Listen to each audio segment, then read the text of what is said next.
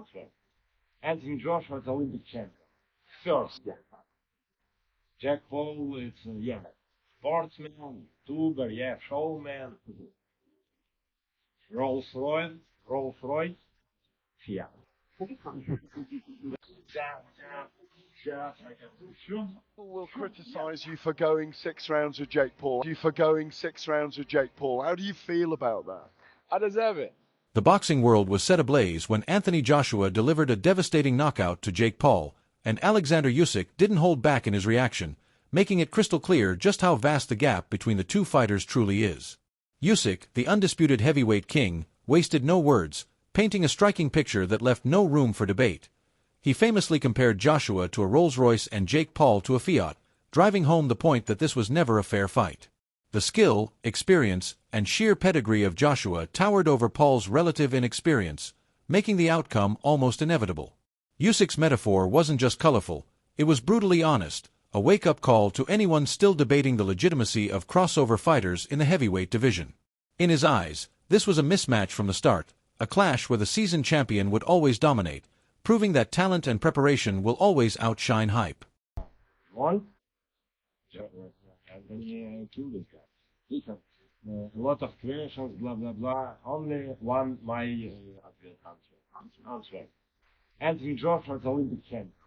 First, Jake Paul, it's sportsman, YouTuber, showman.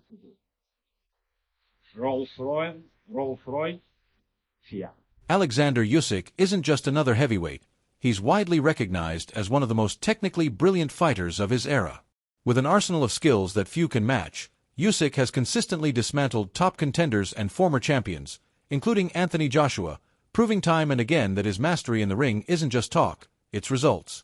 When Usyk speaks, the boxing world listens, because his opinions come from first-hand experience at the highest level. Every insight, every assessment, is backed by battles in the squared circle against the very best. That's why his takes on matchups like Joshua versus Jake Paul carry such weight. They aren't based on hype or speculation, but on the deep understanding of strategy, timing, and execution that only a true champion can possess. Wrong. You don't box this guy. It's like, how can I explain it to you in a way you understand? We can't box him. He's just too good. He's just unbelievable great. Forget good, he's amazing. He's great, he's amazing. He's like the white Muhammad Ali. He might not talk like Muhammad Ali, but he is the Muhammad Ali of the last generation. You understand? We have to give him the credit where it's due. Yeah. After Anthony Joshua's thunderous 6th-round knockout of Jake Paul, Alexander Usyk's manager, Sergey Lapin, weighed in with high praise for Joshua's performance, calling it a solid step in his comeback after a long layoff. Lapin described the fight as a nice fight, and hinted that bigger matchups could be on the horizon later this year, potentially against elite heavyweights like Tyson Fury. He also acknowledged Jake Paul's heart and courage, noting the YouTuber-turned-boxer repeatedly got up despite facing a far stronger professional puncher, though Joshua's raw power proved decisive. Looking ahead, Lapin suggested that a showdown between Joshua and Fabio Wardley would be a compelling matchup, given Wardley's skills and punching strength. On the potential Joshua-Fury clash, he confidently reiterated his belief that Joshua would come out on top. Regarding Usyk's own plans, Lapin confirmed ongoing discussions about a possible fight with Deontay Wilder around June or July, though details were still being finalized at the time, keeping fans on edge for another blockbuster bout. Fans here with Sergey Lapin. Sergey, Anthony Joshua stopping Jake Paul tonight. He had a message for Tyson Fury, greedy belly. What did you make of that? Nice fight. You know, before 1 year, not work, not training, and now today this first step. Yes, maybe second step. One more opponent, one more fight, and maybe we see fight Fury and AJ in September, November. I don't know. Good fight. Yeah, what did you think of Jake Paul's performance in there? He kept getting up, showed bravery. What did you make of Jake Paul? You know, for me, I like this guy good.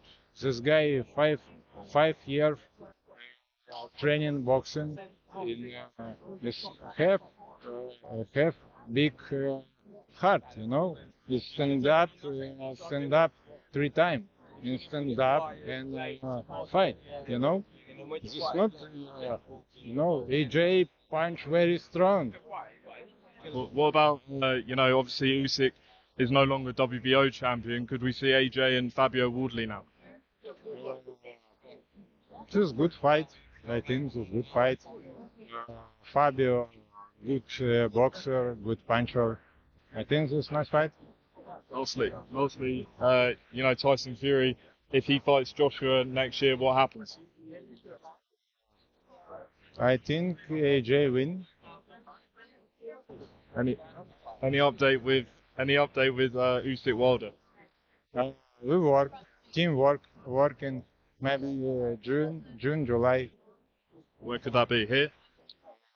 I think, I don't know, maybe. Anthony Joshua left no stone unturned in his preparation for the Jake Paul fight, training with Alexander Usyk's elite team ahead of the December 19th clash. After parting ways with longtime trainer Ben Davidson, Joshua confirmed he spent several intensive weeks at Usyk's camp in Spain, working closely with the Ukrainian champion's coaching staff. Surrounded by top-tier strength and conditioning coaches, as well as skilled boxing trainers, Joshua focused on sharpening his footwork, technique, and overall ringcraft. The collaboration with Usyk's veterans brought a structured, disciplined environment that pushed Joshua to fine-tune every aspect of his game. This strategic approach highlighted not only his dedication to the fight, but also his commitment to performing at the highest level, ensuring he stepped into the ring fully prepared, both physically and mentally, to dominate Jake Paul and reinforce his status among boxing's elite heavyweights. Alexander Usyk, his team, came a bit of a shock to the boxing world. How did that come about, and how did you feel that you guys meshed? So I spoke to Sergey, who works with Usyk, and he invited me down to their training camp. Ultimately, just to do some rounds. There was nothing more to it, but our schedules didn't align at the time. And I spoke to them. I then spoke to Tom Hall, who's a good friend of mine, and he said, "Look, let's try and find some time in your schedule. Put boxing first, and go out there. They're a very good team. You want to win, they're winners. If you want to win, surround yourself with winners." Spoke to Eddie, spoke to family, everyone said it's a good idea. I was initially going to go out there for 2 weeks. That turned into 3 months. That turned into a fight, and long may it continue. It's been a really good experience, a really good eye-opener, and I think I can definitely do more. I done well, becoming 2-time heavyweight champion of the world, but I think if I would have known what it takes, I think I would have been undisputed. So the young fighters coming up, you have to work harder. If you really want to win and you really want to get to the top of boxing like Usyk has, you have to work harder. That's what I've learned with these guys. Hard work doesn't lie. Hard work. Alexander Usyk didn't hold back in expressing the respect and brotherhood he feels toward Anthony Joshua, praising the champion's extraordinary skill set and unwavering dedication. Joshua's preparation for the Jake Paul fight has been meticulous, combining discipline with guidance from a camp of highly experienced coaches. Every session was designed to refine both his offensive and defensive techniques, ensuring he could anticipate and counter unexpected moves while maintaining control throughout the bout. Reports indicate that Joshua's training was a full-spectrum approach, blending traditional boxing drills, advanced strength and conditioning work, and targeted strategic sparring. Each component was carefully tailored to tackle Jake Paul's unique style, highlighting Joshua's commitment to leaving nothing to chance. This combination of skill, preparation, and tactical planning not only showcased his professionalism but also reinforced why Joshua remains one of the most respected and dangerous heavyweights in the world, ready to dominate anyone who steps into the ring with him. I think he's at that stage of his career where he's trying to rediscover a little bit of that confidence. He's gone to Alexander Usyk, where we're hearing reports he's out there training with Usyk and the team, trying to pick up something, trying to rediscover something. That's very strange. It is, but it's not unheard of. I've heard of a lot of fighters doing that. You see fighters, obviously, it's the old Rocky movies years ago, but you see a fighter losing to someone, all of a sudden they go in the camp and they start training and doing it together and become friends or whatever else.